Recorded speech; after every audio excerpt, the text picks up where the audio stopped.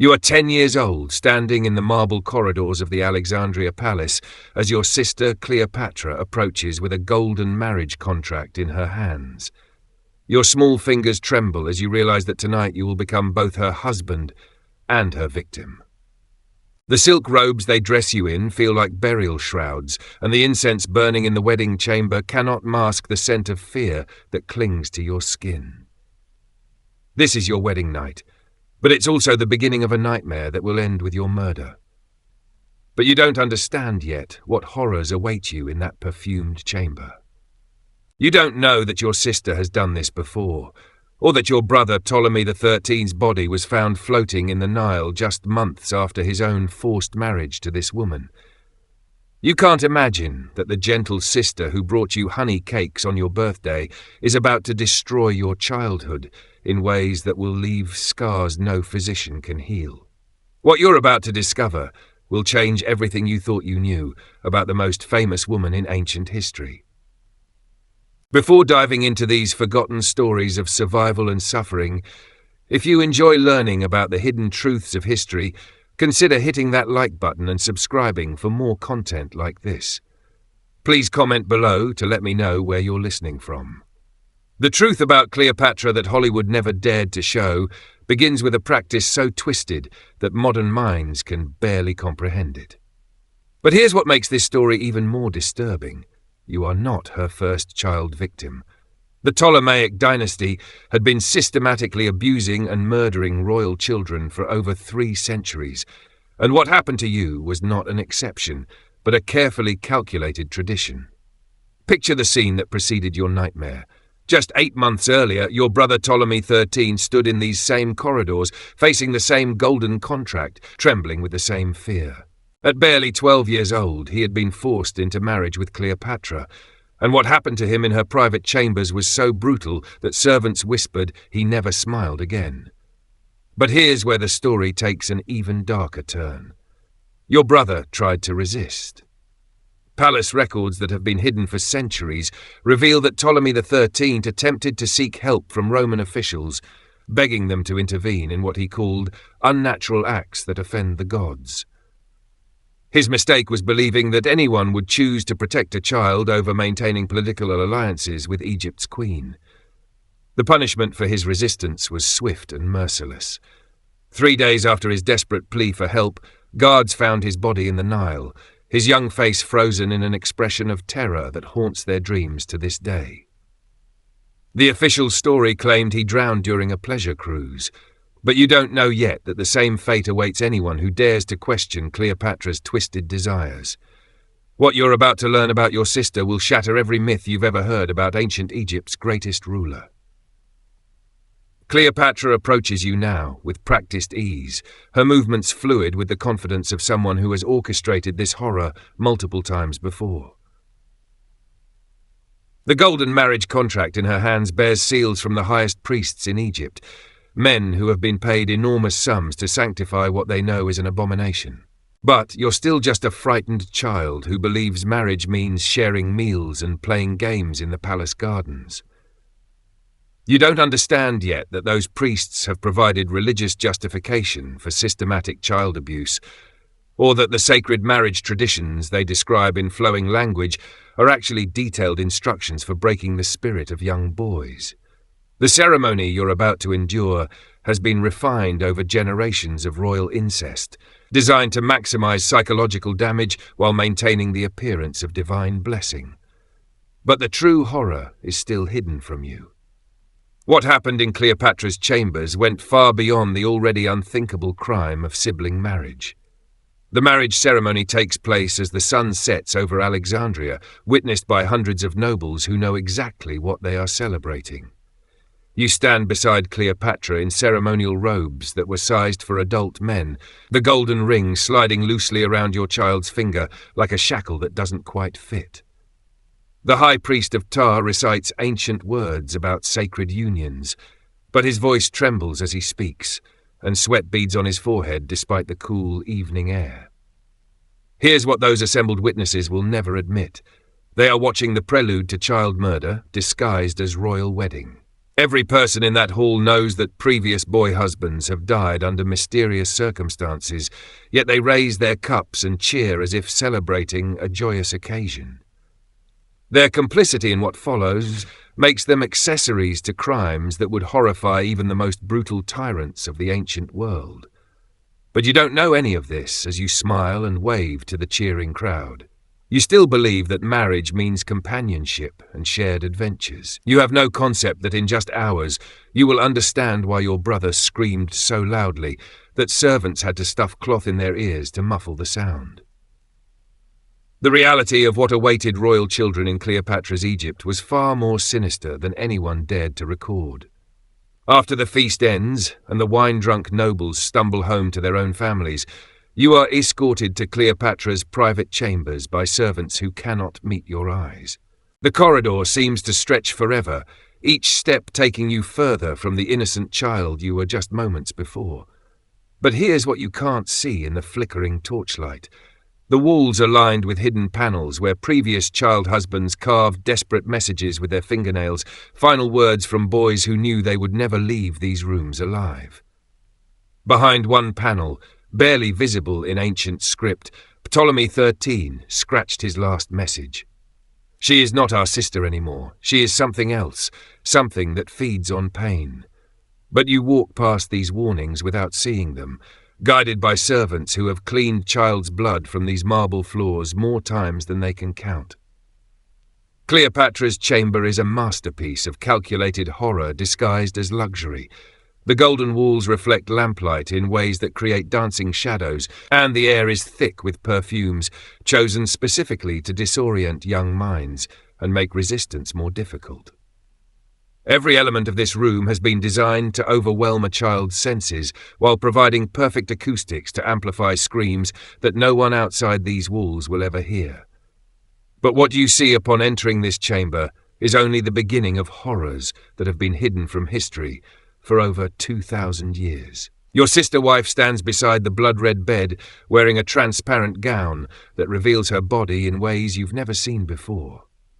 At 10 years old, you don't understand the significance of what you're seeing, but some primitive part of your brain recognizes predatory intent. Your stomach clenches with the kind of fear that animals feel when they smell a hunting cat nearby. Here's what happens next, and why historians have worked so hard to hide these details from public knowledge. When Cleopatra calls you to approach the bed, her voice carries tones you've never heard before. Not the loving sister who brought you gifts, but something else entirely. Something that has learned to mimic human affection while planning unspeakable cruelties. What follows in that chamber destroys something essential inside you that can never be repaired. But the physical violation, horrific as it is, represents only a fraction of the systematic torture that Cleopatra has perfected over years of destroying royal children. The true genius of her method lies in psychological manipulation that transforms victims into willing participants in their own destruction. As dawn breaks over Alexandria, you lie broken on silk sheets stained with evidence of crimes that would make hardened Roman soldiers vomit in disgust. But here's the detail that makes this story even more disturbing. Cleopatra rises from the bed and begins her daily routine as if nothing unusual has happened. She calls for servants to bathe and prepare you for official duties, speaking to you with the same casual tone she might use to discuss the weather. This normalization of horror is perhaps her most effective weapon. By treating your violation as routine marital duty, she begins the process of convincing your traumatized mind that what happened was not only acceptable but necessary. Over the coming months, she will use this technique to break down your psychological defenses until you begin to believe that the abuse you suffer is actually a form of sacred service to Egypt. But you don't know yet that this psychological conditioning is designed to prevent you from seeking help or resisting when she decides it's time for you to join your brother in the Nile. The pattern that emerges over the following weeks reveals the true scope of Cleopatra's systematic child abuse program. By day, you perform the public role of co-ruler, appearing at ceremonies where the Egyptian people see a young pharaoh learning governance from his wise older sister.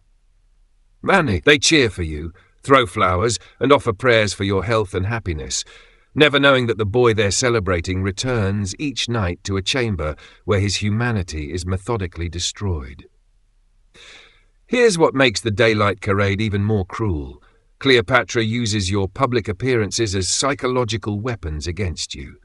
When crowds cheer for their beloved young king, she leans close and whispers reminders of your powerlessness. When priests offer blessings for your marriage, she describes in clinical detail what she plans to do to you that evening. But the isolation is perhaps worse than the abuse itself. You cannot speak of your suffering to anyone, because doing so would mean death not just for you, but for anyone who hears your complaints. The few palace servants who glimpsed the reality behind closed doors learned quickly to keep silent. Those who showed sympathy for previous child husbands found themselves reassigned to positions in distant provinces, never to be seen again.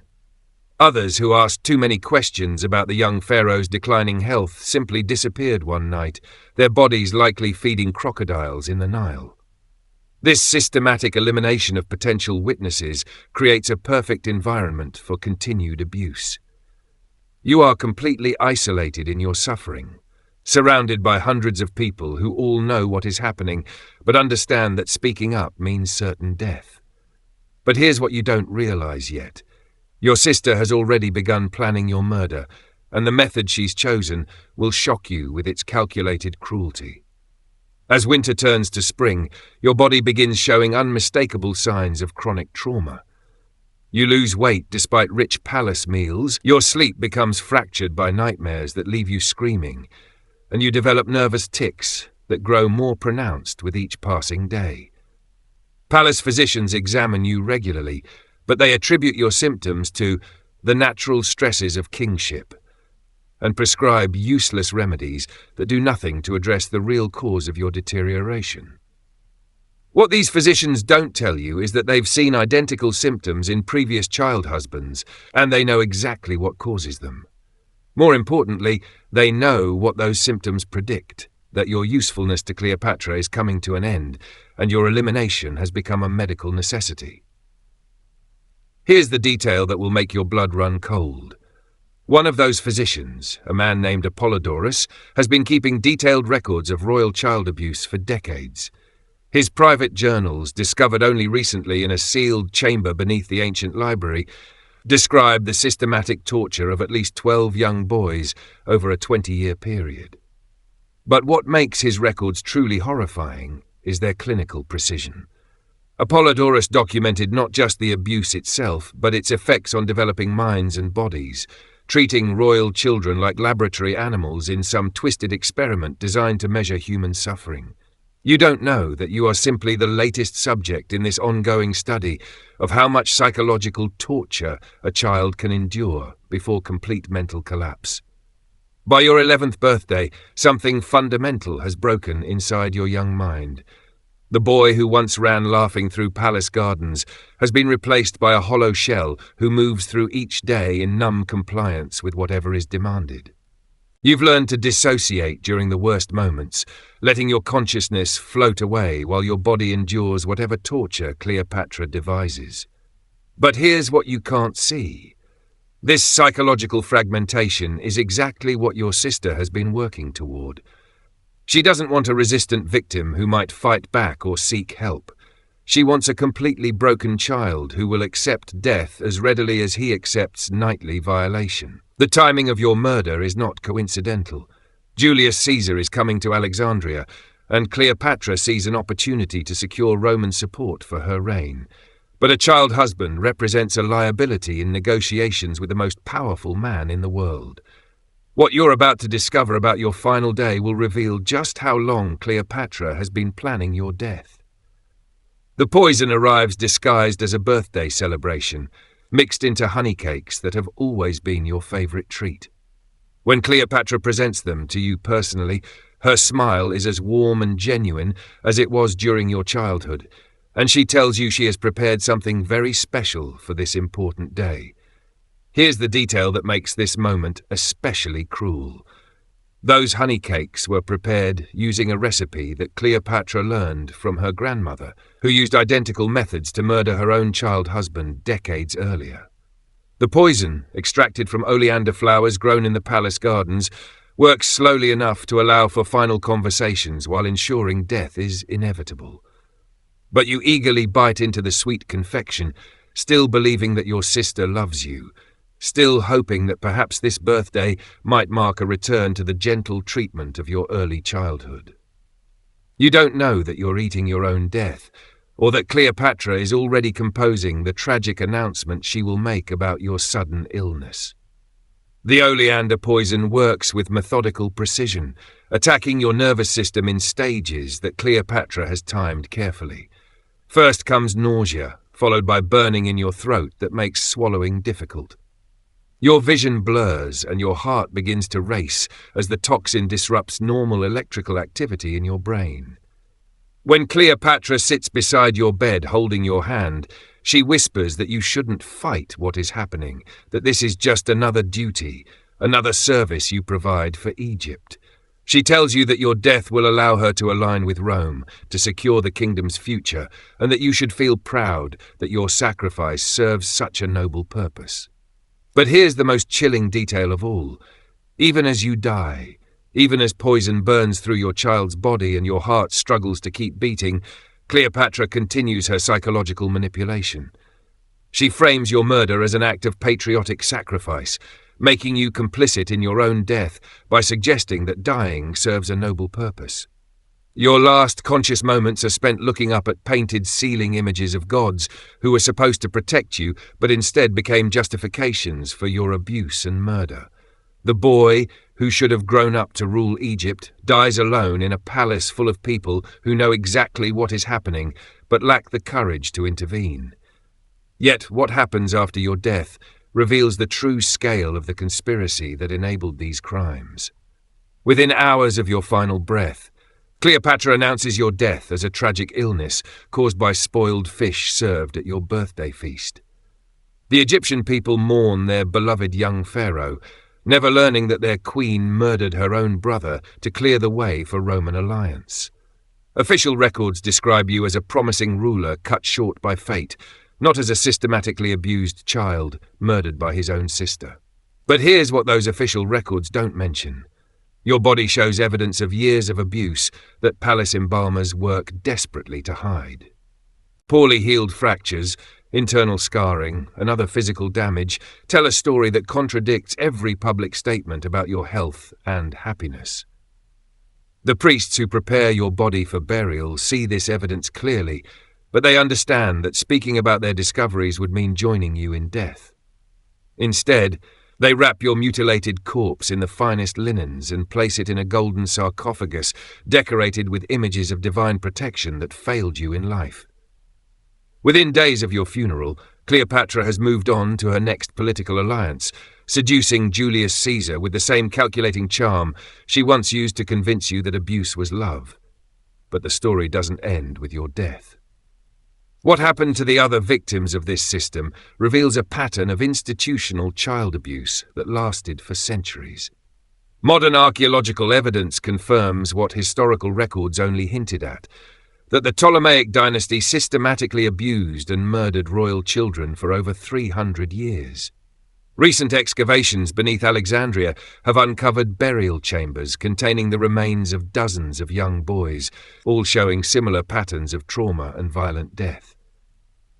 DNA analysis of these remains reveals the genetic damage caused by centuries of inbreeding, confirming that Ptolemaic rulers suffered from severe mental disorders that made normal family relationships impossible. These weren't just politically ruthless individuals. They were literally brain-damaged psychopaths whose chromosomal abnormalities created an unstoppable drive to harm children. But perhaps most disturbing of all is the discovery of extensive records documenting not just individual cases of abuse, but systematic studies of child psychology designed to maximize suffering while maintaining public appearances. Here's what modern forensic analysis has revealed about the scope of this horror. The Ptolemaic court operated what can only be described as an ancient research program in child torture, with detailed documentation of techniques for breaking young minds and bodies while preventing discovery by outside authorities. Your story, young Ptolemy 14, represents not just individual tragedy, but the culmination of a system designed to consume royal children generation after generation. The marble corridors where you walked still echo with the ghosts of boys who suffered similar fates, each believing he was alone in his pain, none knowing that his suffering was part of a deliberate pattern stretching back centuries. The silence that has surrounded these stories reflects our continued discomfort with acknowledging the full extent of systematic child abuse throughout history. By speaking your name and telling your story, we restore dignity to a life that was stolen and a voice that was silenced too early. But this is not just ancient history. The same patterns of institutional abuse, psychological manipulation, and conspiracy of silence that destroyed your childhood continue to operate in our modern world, hidden behind different masks, but driven by identical human capacity for evil. Your suffering was not meaningless if it helps us recognize and resist similar exploitation today.